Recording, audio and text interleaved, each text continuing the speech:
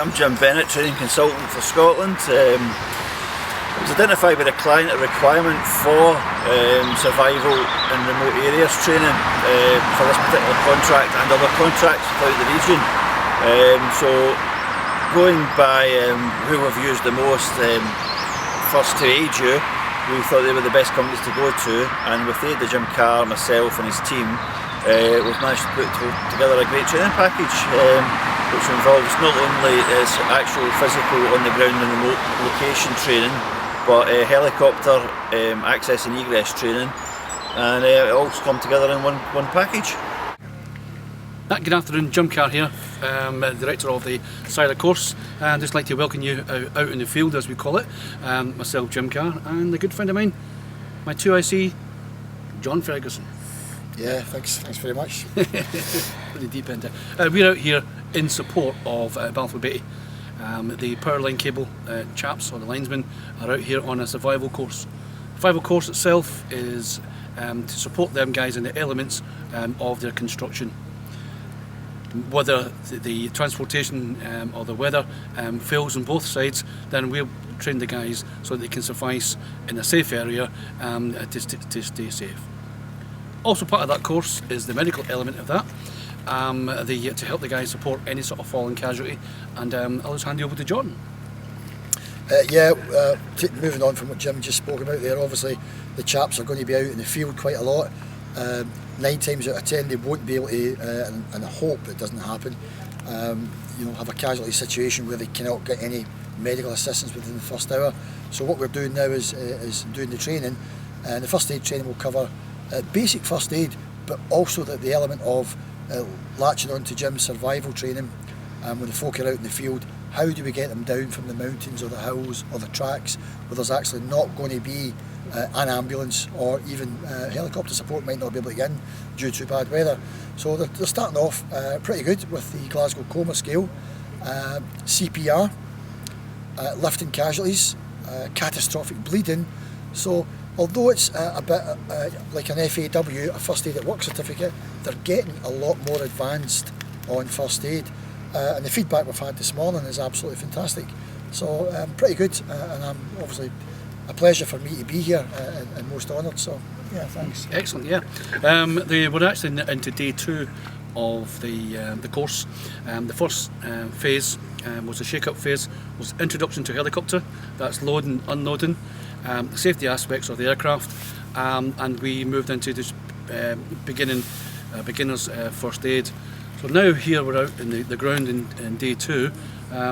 Matt Smith, the survival chap, he's out there teaching survival skills. That's going to be elementary stuff only, and then we were building up to that. Now the question is, how could this happen? The organisation, to be honest, having all ex-military instructors is a real big bonus support, because this is what the guys have done and trained in their professional careers, and to give these add-on skills to construction guys is fantastic.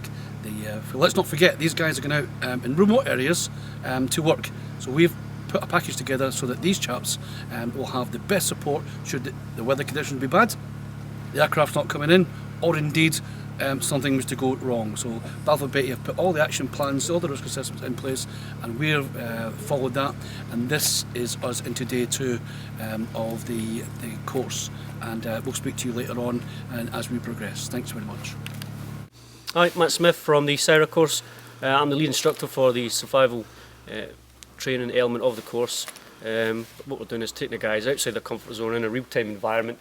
Should there be a casualty on the line, the guys are able to assess, treat the casualty, remove them from danger if there's any further danger to life, make sure the guys don't become a casualty themselves, and then establish the priorities of survival, get communication back down the line to get help to them, and if the guys get caught out, using the equipment that they have available, their survival bags, taking them through that, whether that's protection, having the means to locate themselves by means of flares and survival panels, marker panels, the acquisition of food and water, which is provided in the bag, giving them protection up for 24 hours, and then looking at navigation and other equipment they can use and improvise to get them out of the situation they're in. So pretty in depth, a lot to take on board. Really good, getting them out here. There's a lot of been good positive feedback from the guys. They've really enjoyed it, getting stuck in, good morale, good banter, getting a lot from it practically as well as theoretically. Not so much as sat in a classroom, it's more hands-on, utilising the real kit they would have in a real-time situation, help to survive and preserve life in a remote environment.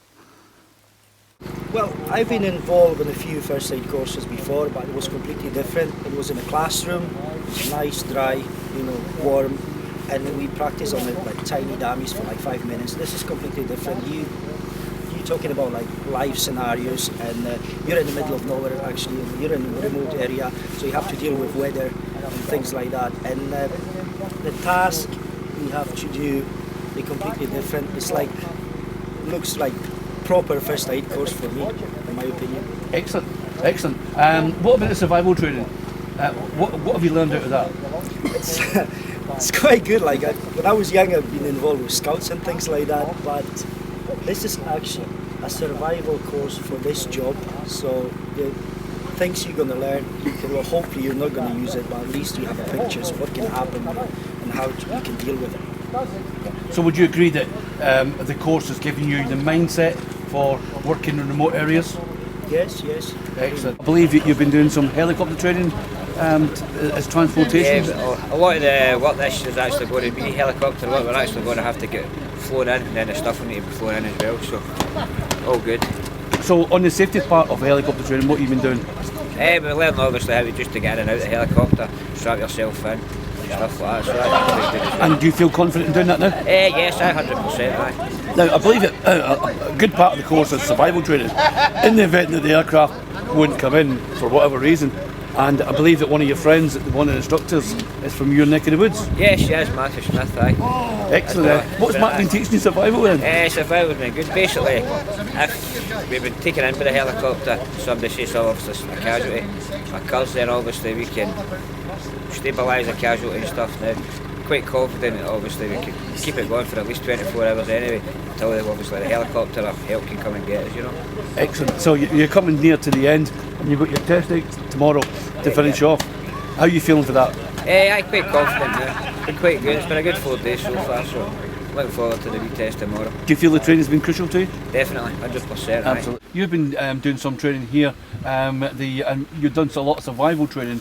Can you give us some the scope on that, what you've done and why it's beneficial to the project? The benefits to the project are massive because we're putting men to work in remote areas. We've got to have a means of keeping them safe at all times and to promote the preservation of themselves in the field when temperatures are dropping to sub-zero, and for the fact that they could be out in the field for up to a 24-hour period before any help could come. But what I mean by any help is we're working in remote areas with helicopters, so it doesn't have to be just a case of it's horrendous weather coming in. It could just be a thing of some mists come in and we can't get out, so the lads are trapped in for overnight. We've been learning about fractures, heavy bleeds, sustaining life out in remote locations until help can arrive, which has been really good. The guys have really enjoyed it. It's been a very in-depth medical course we've been on.